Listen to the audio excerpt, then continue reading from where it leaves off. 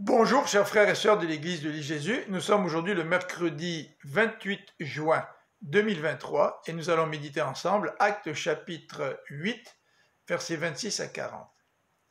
Le Seigneur avait ordonné à ses disciples de prêcher l'évangile tout d'abord à Jérusalem, ensuite en Judée et en Samarie, et ceci jusqu'aux extrémités de la terre. La conversion de l'Éthiopien annonce la proclamation de l'évangile à d'autres, et notamment aux non-juifs, comme nous le verrons bientôt.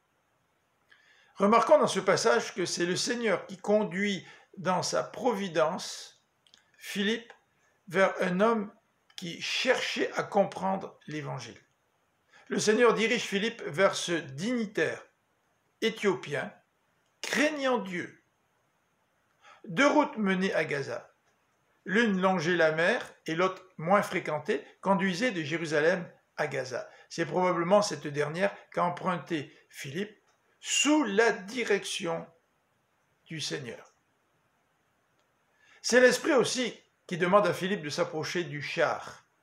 Tout en courant à côté de ce char, Philippe entend l'Éthiopien lire à haute voix un texte du prophète Ésaïe et il lui pose la question suivante.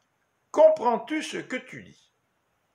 L'Éthiopien lisait Ésaïe 53, versets 7 et 8. Comment pourrais-je comprendre si personne ne me l'explique? Répond l'Éthiopien à Philippe.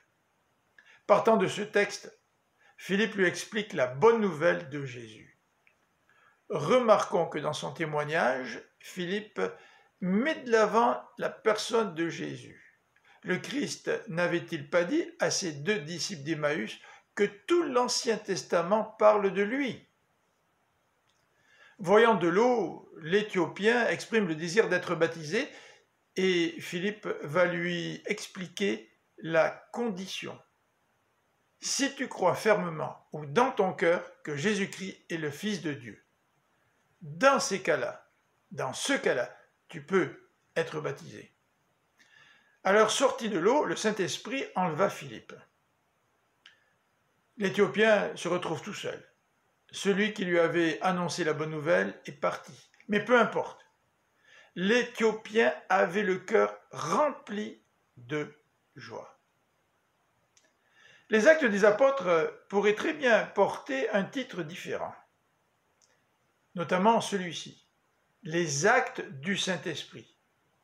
Car c'est sous l'impulsion du Saint-Esprit que la bonne nouvelle se répand. Quand le Seigneur nous dirige vers des gens qui sont prêts à entendre l'Évangile et à croire au Seigneur Jésus, c'est vraiment toute une bénédiction et tout un encouragement. Philippe, lui, continue d'annoncer la bonne nouvelle partout où il allait. Je vous souhaite une bonne fin de journée, que le Seigneur vous bénisse. À demain!